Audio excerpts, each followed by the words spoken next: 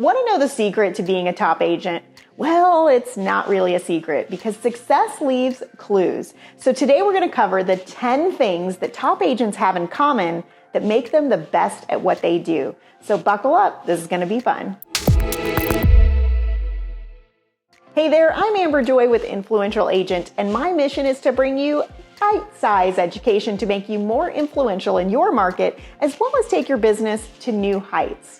So if you haven't already, make sure you hit the subscribe button, as well as hitting that bell so that you're notified anytime I upload a new video. So let's dive right in, guys. Having been a top agent myself and also studying what other top agents are doing across the country, there are 10 things they have in common. Let's start with number one. Number one, top agents have a positive mindset, or what we also call a growth mindset. Now, this is so important because if you think you can, and if you think you can't, you can't. That saying is so true. So no matter what skills you're taught, if you have stinking thinking, they're not going to come to fruition. So it's important that not only you have a positive mindset, but that you're surrounding yourself with people with a positive mindset, because stinking thinking is contagious. So run from those people that have stinking thinking. And with a positive or a growth mindset, they're always looking for solutions. So instead of hearing about something new and finding a way that it can't work, they're always looking for a way of how something can work. And when you're solution-based like that, your business can move forward so much more quickly. And one of my favorite quotes from Warren Wiersbe is that your outlook determines your outcome. Number two, top agents are willing to work hard. They do whatever it takes, because you guys, hard work beats out talent any day. I know a lot of talented people that are broke and that cannot make a living. So while talent is great to have, it's the hard work and the perseverance to do the things that you don't want to do that makes you successful. Because as Arnold Schwarzenegger says, you can have results or you can have excuses, but you can't have both. Number three, top agents follow a time-blocked schedule. That's right, they're time blocking their calendar, and that forces them to prove their priorities with action, because your calendar is your job. If it's not on the calendar, then it doesn't exist. And it's really important that you're time blocking God, family, and business, not just the business side. Because the worst thing that can happen is you're working your butt off, you become a top agent, and you look around and everyone has left you because you made no time for them. And I know as a mom, when I'm time blocking, it is not just business. It is, hey, my spiritual time, my date with my husband, individual time with my kids. These are all really important and will be a huge part of how you're going to be successful when you can put all those together on your calendar and follow it as best you can. So top agents don't have more time than you. They're just more disciplined with the time that they have. Number four, top agents are willing to fail at a really high level. So I remember every time I failed, I felt a little bit defeated. I felt discouraged. But then you quickly realize the more that you fail, the faster that you get to what does work. And this is really important, because if you're not failing, then you're simply not growing. And one of my mentors let me know that when I hear the word no, it is actually getting me one step closer to the yes. So when I started to really embrace the thinking of no as a good thing, and no as an acronym for next one, this really changed my whole outlook, because they're not rejecting you. It's just that they don't need you right now. So just really embrace the failure, embrace the no's, because it's not a personal rejection. It just means you're actually growing. You're getting to the thing that's going to get you to your goal. You now know what's the right way to do things, and you can move forward. I feel like there's so many agents in that getting ready to itis phase, where they want to have a perfect plan before they take any action so that they don't feel the pain of failing. And in reality, you guys, if you just take a step forward, even when you fail, you're gonna win the race. It's the people that are in analysis paralysis that are the ones feeling the pain of no growth, and they end up usually giving up or quitting. So get into that failure mode, because it's actually getting you one step closer to where you want to be. Number 5, top agents focus on lead generation. It's their one big thing every single day. They try to lead generate anywhere between 2 to 3 hours a day before lunchtime. Now they're really listing focused because they know that for every listing they get, they can expect 2 to 3 sales, whether it's because the seller turns around and they're a buyer, they get a sign call, they meet somebody at an open house, or they get an internet lead. So they're really listing driven in that lead generation time. They're also really focusing on their sphere of influence because that's how you build a referral-based business. And outside their sphere, they're focusing on 2 to 4 additional types of leads so that they can grow their sphere of influence. And lastly, they're really focusing on follow-up because we don't need as many leads as we think we do. What we need to do is follow up more on the leads that we already have. As a matter of fact, 80% of all sales happen between the 5th and 12th contact. So in their lead generation time, they're really focusing on following up more than anyone else, and the last man standing is the one that wins. So while focusing on lead generation seems to be something that all of us would do as a business owner, we here at Influential Agent actually sent out a survey to over 27,000 realtors asking, how long do you lead generate per day? Now, I'd love to hear from you guys in the comments. What do you think was the average number or the average time that an agent lead generates per day? And at the end of this video, I'm gonna tell you the answer. And the last thing I'm gonna say about focusing on lead generation is, if you don't have leads, nothing else matters. So it doesn't matter any of the other 10 things. You're not gonna put those into practice if you have no business. So really put a huge amount of focus on lead generation. Number 6, top agents use a strong question-based listing presentation because the person asking the best questions wins that listing every time. So for example, if I go in and I start talking to people about everything that matters to me and about how great I am and how great my company is, you are likely to not win that listing. That's one of the huge rookie mistakes that I made as a new agent. I would just talk their ear off on things that I thought were important to them rather than just asking really great questions and using active listening to author the things that I should have been talking about that were important to the seller. So this one was a struggle for me, you guys, because I'm not the best listener. I know you're shocked to hear that, but I actually had to take some pretty drastic steps to change my behavior into asking questions versus fast forwarding people into the answer by talking the whole time. So I actually would do practical things like putting my hands underneath my thighs, almost like sitting on my hands.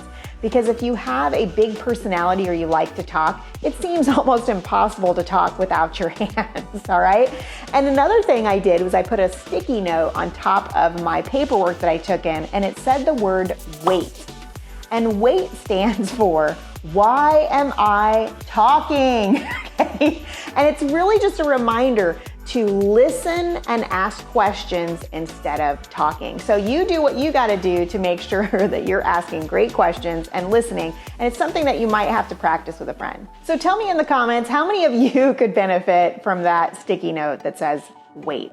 So remember, by asking the right questions and using active listening, you can now talk about the things that are important to the seller. And if the seller authors the plan of how that presentation goes, it can't be wrong. This is the key to a really great listing presentation and getting more listings than anyone else. Number 7, top agents are willing to hire help or get leverage on the non-dollar productive activities. So an interesting study came out that 60% of what an agent does is actually admin work. Now, I realize it may not be the same admin. Maybe it's dropping off a lockbox or picking up a sign or entering data. Think about all the tasks you have to do every single day in order to get a transaction to close. A huge percentage, 60% to be exact, is administrative or non-dollar productive work, whereas 40% of what we do is actually sales and lead gen and negotiation. Those are your dollar productive activities. So imagine if you're able to leverage out some of that 60%, that amount instantly goes over to the other side, and it's like giving yourself a raise because you have more time to work on the dollar productive activities. So instead of thinking about, hey, I'm busy, I need to hire a buyer's agent, really stop to think, your first hire should be an administrative assistant. And according to studies all across America of top agents, even your second hire could be more administrative help before you actually need a team of a buyer's agent or another listing agent. So what I would encourage you to do is over the next week or two is really start tracking on a piece of paper or on the computer, what are the tasks you're doing every single day? And I don't mean just what was time blocked on your calendar. I mean, if you find yourself stopping in the middle of something to do something, write it down. What is it that you're doing? And all those little tasks at the end of a couple weeks, you're going to go through and highlight in green the ones that are dollar productive activities. If they are not highlighted, this now becomes your missing persons list for the people that you need to hire to get those things off of your plate. Now, not only will you be able to handle more clients if you don't have those things on your plate, if you don't actually have a client booked during that time, that is time you could be spending with your family. That is time that you could be spending on yourself to further your business. And this will help you to be less burned out and help you enjoy your quality of life. Number 8, top agents are masterminding with other top agents and entrepreneurs. Now, this is really important because the level that you want to achieve, somebody is already there that can help you with that. So I would really start to think about who is at the level I want to be at and how am I purposefully getting in front of them, whether it's a lunch appointment, whether it's a convention that I'm going to and setting up purposeful appointments to talk to people that are at the level I want to be at. Now, while failure is a huge part of business, it's also a huge part to fast forward through some of that failure by learning from somebody who's already been where you want to be. By masterminding with these agents, you can really get down to the details of what action steps you need to take to be where they are. Being around other top agents really helps to expose where you have blinders on in your business. Now, this is a big deal because as you're masterminding with them, they might bring up something that you never thought about that it's going to save you a lot of time and heartache now that you know. And the last reason you should be masterminding with top agents, you guys, is it's really a motivation. So being around other successful people really helps to give you that oomph. Like it really helps to motivate you and keep you going. Number 9, top agents work from a business plan. You wouldn't get in your car without knowing where you're going, right? So why would you do that in your business? So if you don't have a business plan, get with a mentor, a manager, a coach, and get one right away. What you want to do is really think about the big picture about where you want to be and work your way backwards. Make sure you think about your budget and also be thinking about your big why. And your big why is it important that you're successful? Why are you doing what you're doing? Because if you're not in the business for your big why, then you're gonna quit when things get tough. Number 10, top agents have a coach and/or an accountability partner because accountability is the glue that ties commitment to results. So I know accountability can be somewhat of a cuss word for some of us. And I even hear people say, Amber, I am a driven person. I don't need accountability. Even the most driven people need accountability because hear me, ladies, if we were enough, we'd all be at our goal weight. If we were enough, we'd all be hitting our goals. Life gets tough. Things get thrown at you. And sometimes it's just that accountability that you need to push your way forward. When you're feeling uncomfortable, when you're tired, when you just don't want to continue, accountability is what gets us where we need to be. And oftentimes, accountability is coupled with coaching because what was your floor will eventually in your business become your ceiling. And it is that coaching that drives you through the ceiling to reach that next level. So let's recap the 10 things top agents do.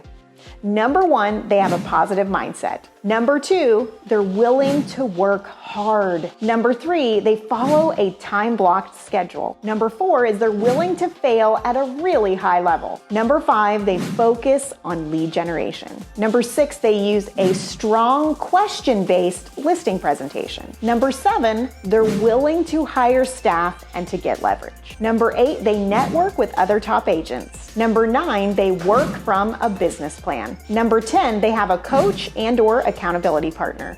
I'd love to hear from you guys. Out of the top 10 things, comment below what is the one thing that you feel like you need to get better at in the next 12 months. And for my top agent subscribers, what did you think of my list? Am I missing anything? So if you like this video, hit the like button and make sure you subscribe to our channel and hit the bell so that you're notified anytime I make a new video. Bye for now. Oh, I almost forgot. Earlier I asked you guys how long you think the average agent lead generates per day. And the answer is 23 minutes. So don't be average, be extraordinary.